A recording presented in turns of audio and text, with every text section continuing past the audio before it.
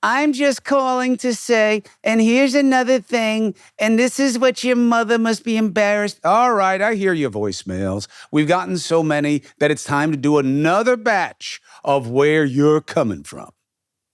Hello, I'm Chris Cuomo, and welcome to another special episode of the Chris Cuomo Project. Your calls that are often a kick in the balls. All right, so we're going to do that now. Thank you for subscribing and following.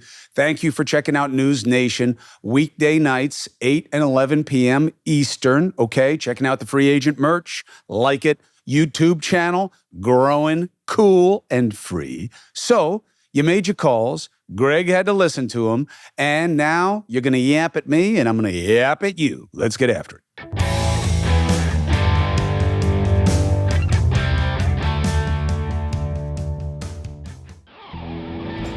Prize Picks, simple to play. You make your picks, submit your entry, less than 60 seconds. Prize Picks offers Apple Pay, quick, easy, safe, dependable deposits in your account this football season if you're any good. Now, I got to tell you, a lot of my friends are into the fantasy game. Okay, it's growing, it's growing. Prize Picks, part of the parlance. They say they're the easiest, most exciting way to play DFS. I say I don't know a damn thing about DFS, but I'll tell you this.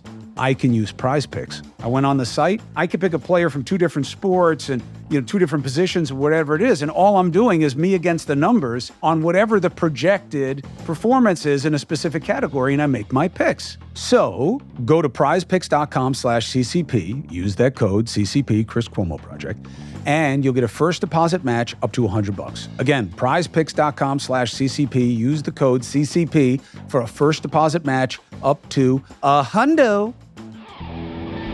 I love ExpressVPN. I use it because we have to protect our personal information. Look, this is how the tech giants are making their money. They track our history, everything we click on. Okay, they build a profile on us. You have a conversation with your friend, all of a sudden you start to get ads. It's not a coincidence, all right? And then they sell off our data. ExpressVPN, the app on your computer or phone, the software hides your IP address from third parties. Makes your activity more difficult for companies to trace and sell. And look, that's the game here. So today's the day you get the VPN that I trust to protect my online privacy, which is everything. Why? Big bad tech. It is definitely at the door, okay? If you visit expressvpn.com/CCP, you can get an extra 3 months free on a 1-year package, all right? That's EXPRESSVPN, Victor Papa November, .com/CCP. expressvpn.com/CCP. I really want to know what the prospects are of a unity ticket. I'm a diehard Democrat, and I work for the Democratic Party in Pennsylvania. And a unity ticket is something that has always perplexed me. I want to know more about the unity ticket. I want to know more about the unity ticket. This is one of those ideas that is great as long as you forget the reality. This is a game, and there are two teams. That's it. They have the money. They have the power. Remember, it is their players that control our process. Now, remember, that's not in the Constitution. It is often not a creature of a state constitution. The laws, sure, they start to reflect a process and rules of how elections will be conducted that assume, all of them in every state, that the parties control the primaries and the population of the people who conduct the election. So they're in no hurry to expand it. Now, I know a lot of state ballots, local state elections, have multiple parties, and often they win positions and to different extents in different states. I know. But on the national level, it's a two-party game, and that's why there is legitimate criticism of third-party candidates as being basically spoilers. But my feeling is nothing changes if nothing changes. And if your candidate can be splintered that way, that's on you as one of those two parties, not to just blame the third party. People want choice. They want it to be different. How do we get out of this two-party mess where everything is a battle to the bottom if we're not allowed to do anything differently? And a unity ticket, I think, is a beautiful idea. Imagine if you had a Republican and a Democrat working together in leadership. Imagine what more of incentive there would be to compromise. Now, if we ever had anything like that, if you look back in history, yes, there were some accommodations because there were different ways of who became vice president. Early on, there were rules about the person with the second most votes. And then people were like, yeah, but there's going to be constant conflict because the number two wants the number one's job. But look, all I'm saying is we can do better than where we are. And I love the idea of a unity ticket. We just don't have a mechanism to make one happen right now unless one of the two parties chose to do that. So right now that would mean Biden dropping Harris and picking, at a minimum, Joe Manchin and being able to get Joe Manchin through the convention, which, is probably what he could. Of course, the left would be burdened, they'd have so many blocks to that. Even with Joe Manchin, two white males, like the left would get all upset about that because they believe in outward diversity so much. Why do I say outward diversity? Because I don't think that playing to color and creed necessarily is going to get you a diversity of ideas. It could, but not necessarily, especially given how much more mixing and blending there is in our culture today than back in the day. It's not just because someone's brown, even if whether it's African American or it's East Asian American, that just because they're from India, they're going to have all these Indian ideas that they're going to bring to bear and everything. I think that's a little naive. So unless one of the two parties decides to put somebody on their ticket that's from the other party or is seen as different than there's not a mechanism for it. I like the idea too, but we're stuck in the game. Hey, Chris, this is John, Casper, Wyoming. I just wish you'd talk more about the economy and Bidenomics. The guy at Morgan Stanley said that it's, the stock market and the economy is doing good because of Bidenomics. And, it's all right to talk about UFOs and all that, but these Trump wackadoodles that watch your show, they got to see what the economy's really doing. And you got to tell people, how these programs that Biden has put into place are really starting to work. Thanks. A president once said, the only economist I want is a one-handed economist. Because, what do economists say? But on the other hand, why? Because economic analysis is very subjective. The data can show you many different things. How's the economy doing? I don't know, it depends on what you want to look at. You offered up the metric of the stock market. It's doing well. Okay. Are we an investor economy? Not really. We're a service economy now. We provide services more than we actually make things. But we still have way more people who are not living and dying by the success of the stock market directly than those who are. Now, all the wealth is, of course, that takes us down a different rabbit hole. It is Biden's argument to make that he passes the "Are you better off than 4 years ago" test. He's going to have a tough battle against the grocery store. The reason it's tough when it comes to economic analysis is that a president traditionally is blamed for whatever goes wrong on their watch and celebrated for whatever goes right, whether or not they are directly responsible for it. Very often, economically, the reason it's good under you is because of what I did before you. Or if it's bad under you, it's because of what I did before you. Either way, you got to pay or profit. So, inflation, really big political flashpoint, buzzword, certainly up from the last administration. The question is why, and it gets very complicated. And there's absolutely, if this were an economics class, there's absolutely a case to be made that you can't condemn Biden for inflation. It was inevitable based on what we were doing with quantitative easing and all the money we were dumping into the markets and everything that happened with the pandemic and all the money that we gave out and all the Profligate spending under Trump and Biden because of the pandemic and beyond. And so it's not really his fault. But that's not how politics works. And it's his story to tell. And he has not told it well or frequently enough. And his proxies and seconds and teammates aren't doing a good job. He also has the reality of gas and groceries. And they are up. Now, Could you make the case that it's not his fault? Yes, very easily. Why? Gas is a world market. We're pumping like crazy. And now there are reports coming out about how our oil companies are shutting off oil pumps. Why? Because the prices have come down, so it's not worth their time as much as gas, natural gas. Why? Because that helps people use electricity. Air conditioning is more electricity sensitive than oil sensitive. And they're making profit-based decisions that are going to change our gas prices and going to make them go up. Yeah, but they were lower under Trump. I know, but it's a world market. And OPEC and the war in Ukraine, forced by Russia, has had impacts on world markets. Yeah, but if we just pump more of our own, we do pump more than just about anywhere in the world, depending on how you want to look at it. We export a lot of what we pump also instead of using it here. But we would be able to assist, but not materially change our pricing structure unilaterally. I know that's not what the right says to you, but they're not being completely honest. But it is not as simple as me saying that they're wrong. This is a political argument, and it's got to be made by the people who want you to believe it. It's not as simple as a fact check, okay? Unemployment is down. Okay. That is the U6 in economics. It's called the U6 metric.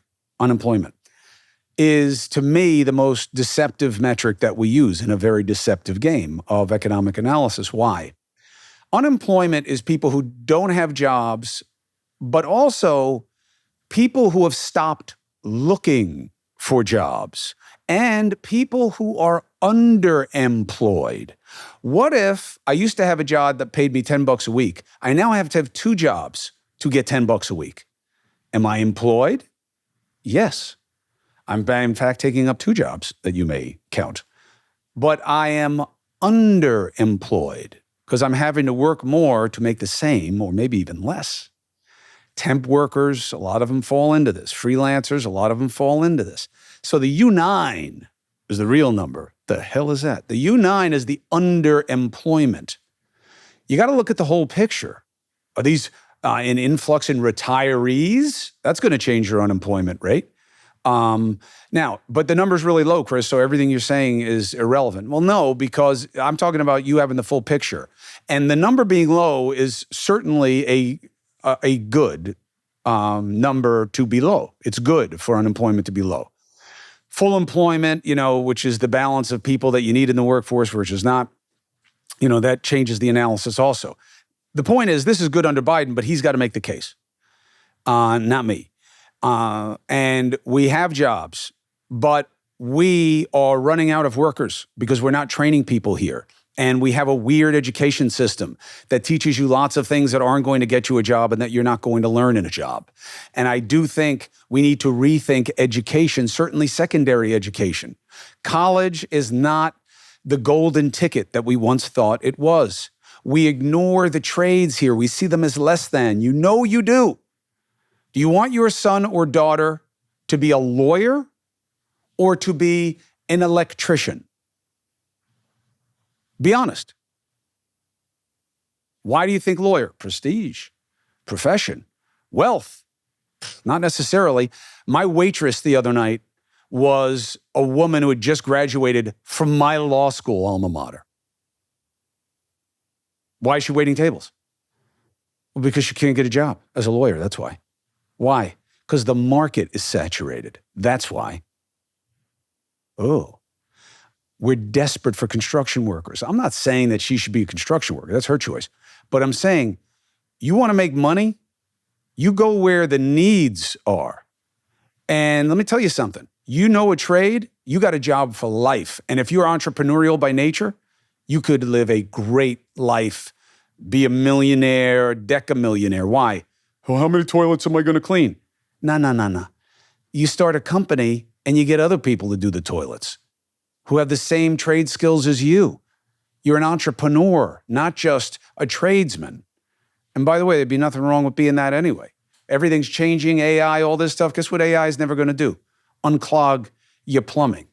Lay the electricity in your house when it blows out. build the house. We're not ready to 3D print houses at scale, not in my lifetime. We are going to be down close to 750,000 construction workers in the next 10 years in this country at the rate we're going. They're going to build a chip factory. They're building it right now in Arizona, I think, Southwest Arizona. They're going to have to import the chip makers from Taiwan. Are you fucking kidding me? Nothing against Taiwan. What are we doing here? You see what I'm saying? This is all economic analysis. This is the case that needs to be made to you. Bidenomics is great, Chris. Tell him. No, not my job, his job. But I appreciate your interest and your frustration. And I love Casper, Wyoming. Hey, this is Luke from the Twin Cities, Minnesota. I just wanted to say I loved your appearance on Patrick Bet David's podcast. That was so awesome how you just kind of like told your story openly for an almost 3-hour conversation. Would you ever consider going on other podcasts in the future? Yes. Really liked PBD and his gang of merry men. And he's got a beautiful family. I walked into his house, his father's there, his young kids, his wife. I respect it. I don't give a shit what his politics are. And frankly, I don't really know what his politics are. I'm really impressed by his success and how he's done it himself and what he seems to value and how he's trying to make people something around him. I think it's very cool. But really American, you know? He really is like the dream, you know? Born in Iran, his father ran from the despotism there and oppression. They're Assyrian, Armenian, but born in Iran. Come here, scraping it. He joins the military, airborne, entrepreneurial, gets into the insurance business. He's a great salesman, builds a company, cashes in. He just bought a piece of the Yankees, decides to get into digital media, builds his company, Valuetainment. Amazing, amazing, amazing. I don't like talking about me and why I got fired and my brother and how I feel about him. And I also don't really like talking about why it's not fair that I am held out as someone who doesn't want you to read WikiLeaks or doesn't believe in what the protest abilities are under the First Amendment. All this other bullshit about things that I've said that were taken out of context or twisted for effect. Why? Because you wind up just fueling the bullshit. But once in a while, you're like, I've had it, you know? Like, some dope thinks I'm really taking 100 pounds and going like this and handing it to somebody, and then they fall down. And that's fake news. What are you, a fucking idiot? So it was funny. He brings out dumbbells for me to do. I did them easily. Why? Because I'm strong. But I can't play around with 100 pounds. It was obviously a joke. That's proof of fake news that they're going to weaponize on the right in some of these podcasts that you guys follow in the gazillions. That's stupid. I don't want to feed stupid and mean thinking. So would I go on podcasts? Yeah, I did Kara Swisher. She tried to take me apart. Everybody says she's a brilliant interviewer. I think she's smart. I think she's well-intentioned. I was not impressed by her questioning. Why? Because there are these perceived gotchas are not gotchas. They're a gotcha for the asker, not for me or for the person answering the question, because she just doesn't have command of the information the way I do. She's believing what she was told by the media, and that's okay, but the media have not gotten it right. And that is often the case. And it's a pack animal. And they start telling the same story, and they like that story. And I get it. This is what I signed up for, and I'm part of it. But it's part of the reason that I'm part of it is that I see opportunities to be better. So yes, I would. But you got to be selective, because I don't want to keep getting dragged into the past, into stupid conflicts that I can't solve, you know?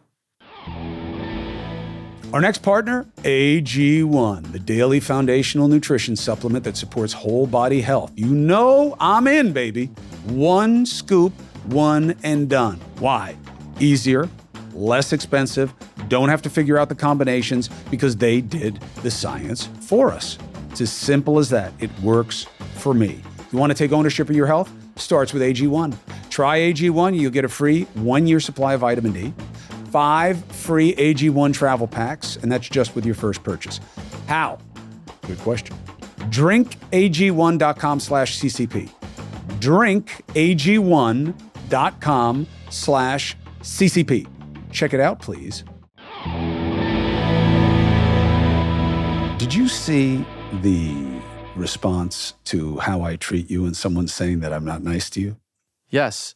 And it said, in fact, I have that queued up here. Let me find it. It's something about how, let me find this right now. First of all, tell people how much you love our back and forth and how much you enjoy being with me. I have Tell them.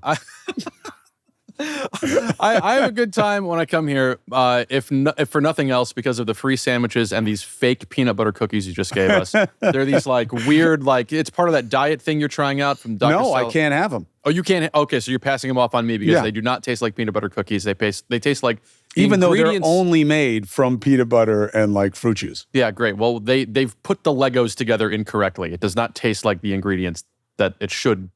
The sum of its parts do not taste like a cookie. I don't know that the Legos metaphor works, but you probably didn't have them as a kid being Amish. So you're doing this Amish thing. That is probably going to be cut from this episode. So you're making this reference that the audience has no insight into. Okay. When I come on the show sometimes, people don't know that I'm the producer. They think I might be a guest on the program. I'm not a guest on this program. I'm not an expert in anything other than like Fair. John Mayer set lists. So this is what Mark Putt 7232 wrote. Chris, debate the guest verbally. Don't threaten to punch him. That's very revealing and unappealing. You threatened me with violence, and some people noticed this when I was talking out of my ass about UFOs because I was... Do you feel threatened when I say that I'm going to punch you in the face? No, because I think if you were to injure me, it would be a huge news story, and I don't think you would want to risk that sort of trouble. Do you think the reason that I would not try to hurt you is because I'm worried about the coverage? Yeah, I don't think you want bad press from you jumping over this table. You and don't think slamming I me. have genuine affection and appreciation for you? No, I think we like one another. So you don't think that's the reason that when I say I'll punch you in the face that I'm just kidding with you? I don't think it would be good for the headlines. He just can't get out of his own way, this guy. I love you. I think you're great. That's very kind of You're you to say. very funny. Oh. And you're very good. Oh. So I hope that you don't take it too hard. I know that where you're from, sometimes people really mean it when they say they're going to hit somebody. Yeah, Amish country. You offered that up, not me, sir. You're the one who keeps saying, I'm some Amish man. I said Jeez. where you're from. I meant, the middle of the country. You said Amish land. Well, I mean, there are a lot of Amish in the middle of the country. Indiana, outside of Chicago. Mostly Pennsylvania. Pennsylvania, yeah. Well, you'd know. I would know because I've driven through there. I went to Thanksgiving once, and I stopped to get a pie to bring home to my parents. And that was the first time I ever got a mincemeat pie, and my family hated it.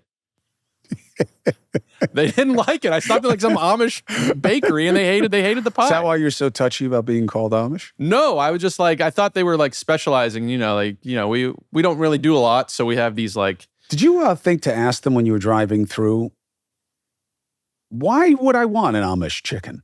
No, I didn't. That Like didn't what- why would I bring a chicken to Thanksgiving? What about a chicken being Amish makes it appealing on a menu? You'll have to ask the chicken. The chicken didn't come up in this exchange at all. Well, when you were with them, I mean, It was a what is bakery. They weren't baking chickens. They were baking pie and bread. There was nothing else?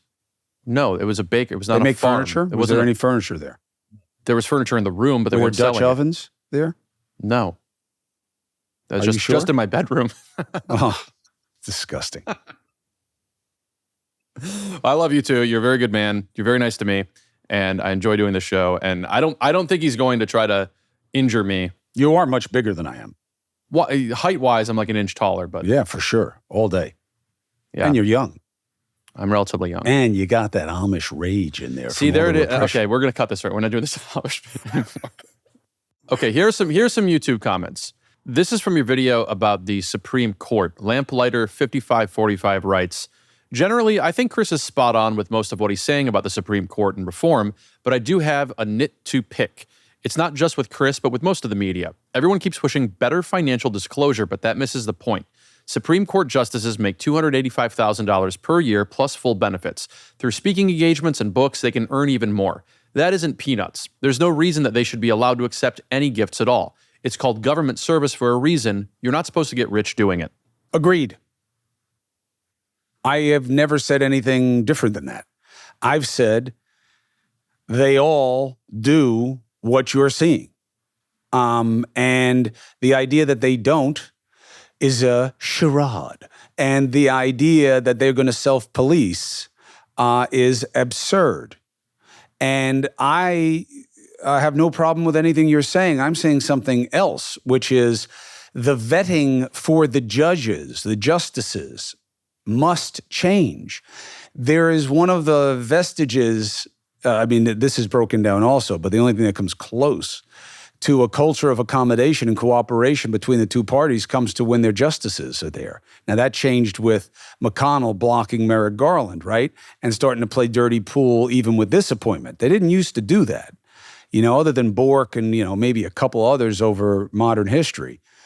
You've had the side that wants to get someone through gets them through. Why? Because the other side's going to want their people, and elections have consequences. What bothers me about it is these men and women come before the Senate for advise and consent hearings, and they say they won't answer any questions. And it's bullshit, because they're going to vote in line with the agenda of the party that puts them on the court so often that we know the names of those who don't. They are political people, okay? Sotomayor is a lefty, ethnic New Yorker who has very liberal political ideas that will be reflected in some of her judgments.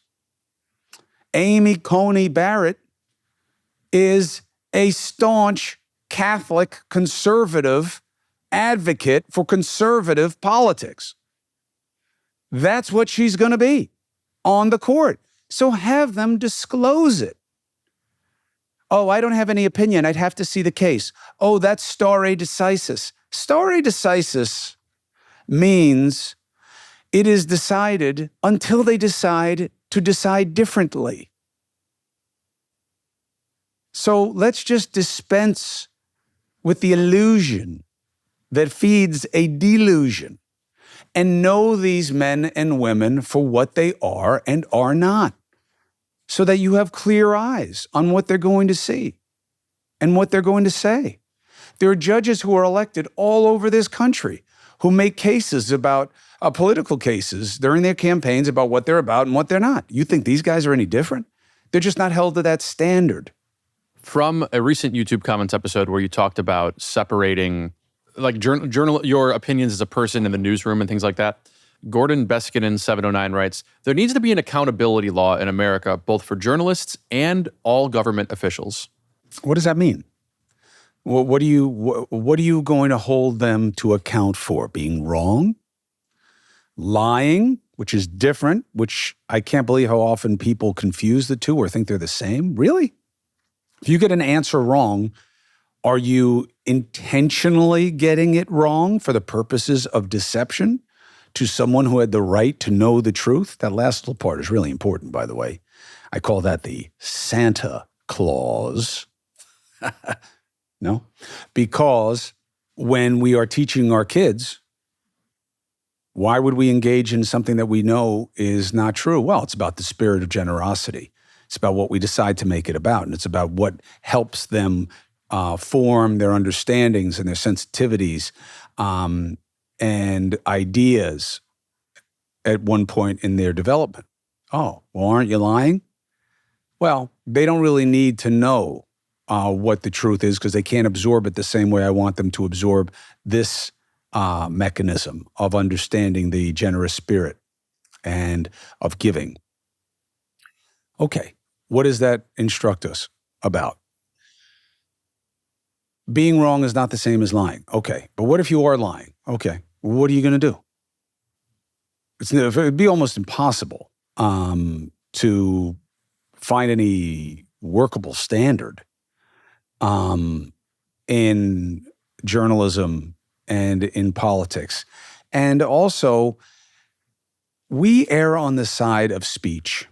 Now, that's changing, right? There are definitely steps towards censorship that are going on that I don't like. And it doesn't mean that I like the ideas that are being censored. I can dislike them very much or more than the people who are okay with censoring them, but I'm not okay with censoring them. Why? It's very hard to go back once you start going down that road. And I believe in more speech, not less. A battle of ideas. If the idea is that stupid, you should be able to expose it and do better than it. And I think that is a better way for us to be. It is really hard to look at any society who's ever done it better than we are by limiting speech and what it is okay to think and say. This is from your interview with Bill O'Reilly. Visa Baby Kizomba, 3652 writes, Cuomo ends every sentence with why, then answers his own question, crying laughing emoji. That is demonstrably false. Why? Because I very often am doing a Socratic dialogue with myself for your benefit. Why would I do that? Because it is a more accessible way for you to question a proposition. How? It allows me to lay out why people would believe it or not believe it in a way that you can assess in real time. It is a way for me to prove my own points to you as a proxy for your ability to be conversing with me in the moment. Why would I do that? Because it makes me more helpful to you. That's the reason. This final batch here, you often assail me for putting negative comments into the episode, even though the vast majority of them are usually complimentary and inquisitive.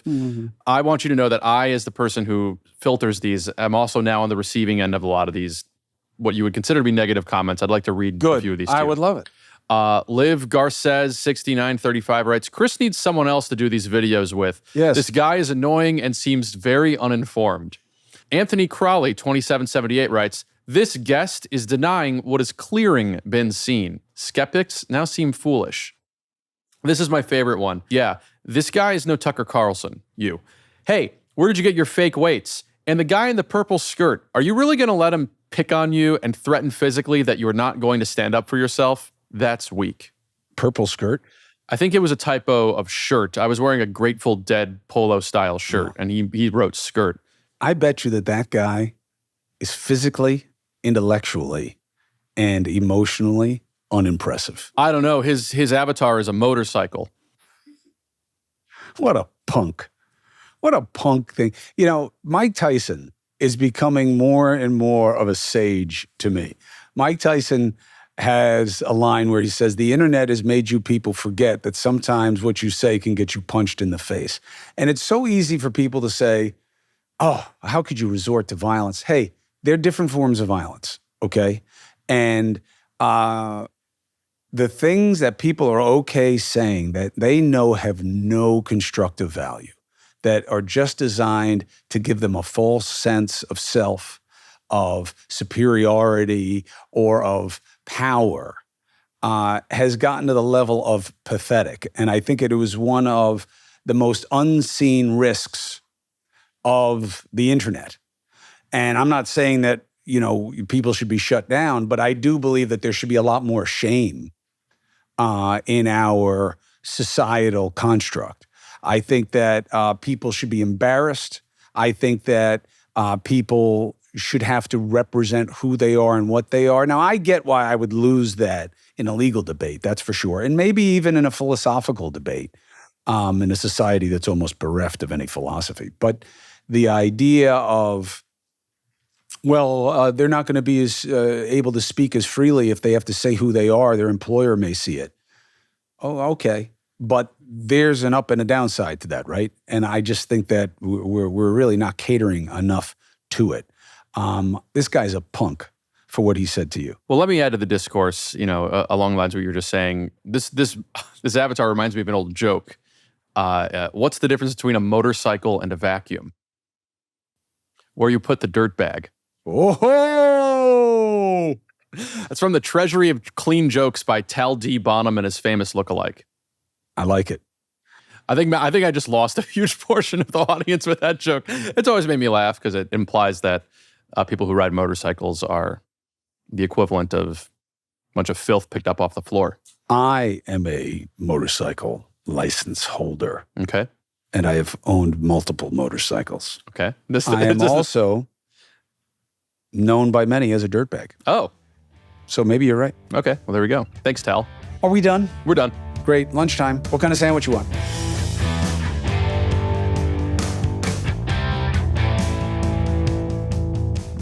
Listen, I tell you to comment because I want your comments, and we consider them. And the trash goes in the trash. And those comments that are worthy, nice and not nice, we will address. So keep them coming, okay? Subscribe, follow, check out the YouTube channel. See you on News Nation, 8 and 11 p. Eastern, every weekday night. Take care of yourself and take care of the people you care about.